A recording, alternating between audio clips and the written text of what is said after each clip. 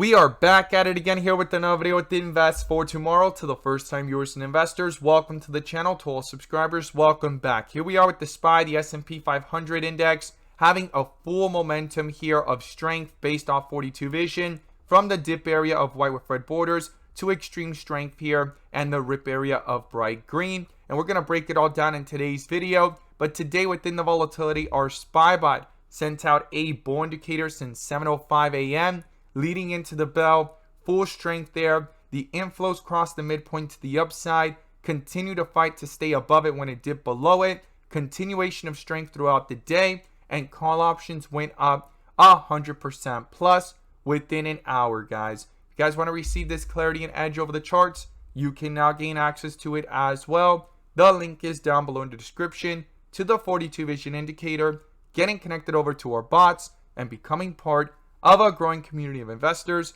all looking to learn and grow together by using these resources to maximize in either direction, whether stocks are going up or going down. So in today's video, we're going to talk about what happened here with the CPI data and everything going on within the charts and key levels to watch. But before we do, I want to share with you guys the home run opportunity that was mentioned this morning over at the Discord. So the home run of the day was spectacular and beyond expectations. And if you guys want to know about these stocks early on in the pre-market and receive this edge and clarity of the charts, check out the link down below in the description to the Discord. And by joining, you'll become part of a growing community of investors, all looking to learn and grow together. So the home run of the day was from our AMD bot. Our AMD bot sent out a bull indicator at 8:20 a.m. And from that moment forward, full strength towards the bell. And even after the bell, inflows crossed the midpoint to the upside, and call options went up 200% plus within hours, guys. If you guys want to know about these stocks early on in the pre-market and receive this edge and clarity of the charts, check out the link down below in the description to the Discord. We look forward to having you join us, and we strive for opportunities like these every single day. Let's jump into these charts. So here we are with the SPY, the S&P 500 index, and as you see it here, and we stated earlier in the video, if it's your first time here in the channel, it's gone from a dip area to a rip area, and the last time we had a full transition like that was on November 3rd to the 4th, and it continued with strength towards the 8th, and leading up to the CPI data and everything going on with crypto, things started to fall down towards the CPI data release. Now, it has broken through key levels of resistance here, and we're at newer highs that we need to talk about. But before we break it all down, let's pull up the bull and bear indicators and the inflow versus outflow, which you can now gain access to as well. The link is down below in the description to the 42 vision indicator, getting connected over to the bots, as well as becoming part of a growing community of investors, all looking to learn and grow together by using these resources to maximize in either direction, whether stocks are going up or going down. And in today's video, I'm going to pull up the inflow versus outflow indicator, which adds that extra layer of confirmation and gives us that edge within the volatility. So here we are with the SPY, full transition here. Got that bull indicator in the pre-market here. As soon as the CPI data released, we talked about this in yesterday's video, that if CPI came lower than expected, the markets were going to get euphoric, right? If it came at exactly the expectation or higher, it was going to create even further turbulence. And it didn't only bring up the SPY, it brought up the QQQ, it brought up Bitcoin, it brought up Ethereum, it brought up many different stocks, even Tesla in the midst of it getting sold off, right? Because Elon Musk is selling shares. If you haven't found out, that is what's hitting headlines and why things are falling. And here it is, bouncing back up as well. So the overall markets, right, and even crypto got saved with these numbers. Now, is everyone saved that we've hit a bottom? Well, that's the big question, and I'm going to share with you guys my humble opinion and my perspective. Not financial advice, just my perspective and opinion alone. And we're going to break it all down in today's video, but let's look at some headlines here of some articles. So the first article that we have here is the one that states Wall Street surges, Dow up 1,200 points on cooling inflation, all due to the fact that things were actually slowing down on the inflation numbers. The S&P surged 5.5%, and all of this roaring to the upside, euphoria and excitement, right? Prices jumped for everything, even from metals to European stocks, as investors took the data as a sign that the worst of high inflation may finally have passed. Though analysis caution, it's still premature to declare that with certainty, guys. There's still going to be the uncertainty and the volatility, right? Everyone's excited though. This is one step forward to see that the Fed's policies are working, or at least trying to do what they expect it to do, and inflation is cooling off for the public. This is huge, right? Now, some people would say inflation is still aggressively high, and it is. Anything above 2% is going to be felt, but it cooling off a little bit lower than 8%. Right now, the markets are excited for that, right?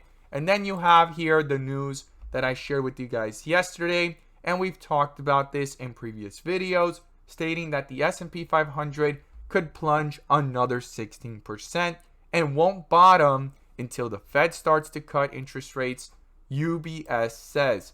Now, every single time we run, a lot of experts are stating that we're still in a bear market, and their 16% to the downside is pointing towards 3,200. And I've shown you guys in previous videos where they're getting these numbers from and why there's a possibility that we could go higher from here in the current results of how the market reacted towards 400, 410, and even reached the highs here of 410 to 420 before rejecting. And the sobering effect is what they called it. We've talked about that in previous articles as well, where experts have stated that it could go up that high and then pull right back and retest 300 to 320. And we'll have to see how this all reacts. But this is a big move here.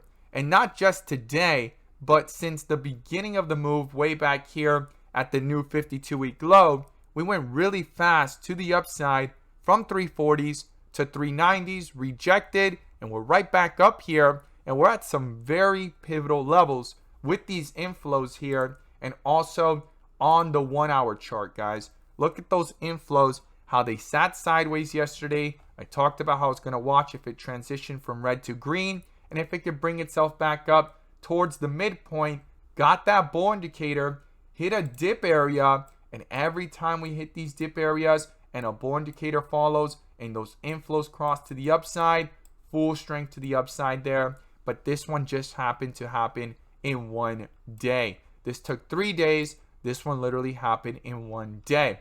Now, the fact that we're at bright green, we need to keep in mind that inflows are slowing down here. So how long could this hold? That's the question mark. And we're going to talk about some key levels to watch here on support. So the first support level here is the first place that outflows began, but it wasn't enough to destroy the chart because the inflows were still dominating, right? And they switched back up from red to green. And that's right here on this pullback from 391 to the lows here of 388. That is the first support. If you want to look at it a little lower, 387, and to the downside below that, if they get broken through, the next support is down here at 382. And these inflow versus outflows will be critical going into tomorrow and even next week. Now, CPI data, the Fed meeting, the Fed rate hike, that's some of the worst things behind us now until the next Fed meeting going into December and the next CPI data. So right now, the market is kind of in a position, right? And midterms are behind us where it really takes a black swan event, right? Or something random to destroy the momentum, unless things start to fall very quickly out of nowhere without very concrete reason, even though CPI is weeks away and the next Fed meeting is weeks away towards the end of November or the beginning of December, because of the fact that the markets are uncertain or know something that we don't. So we need to track these charts very carefully. And right now, the amount of inflows in this market today is huge, to the point that if you go to the 1 day chart, it's pushing itself back up. When these outflows had began falling, they just had not crossed the midpoint. And that's where it's getting interesting, because we have a bull indicator here on the 1 day since 372, and it found support right around that area and has bounced right back up and now it's broken through resistance of 390, 395, and the next resistance above that is 400 and then 410. This is pivotal. This is critical. How far up could these inflows go? And the last far up they went was 20.35, and it's currently only at 13.98. I'm going to be watching that very carefully. And in the last run back here from around June to August, it hit highs here of even 28.12.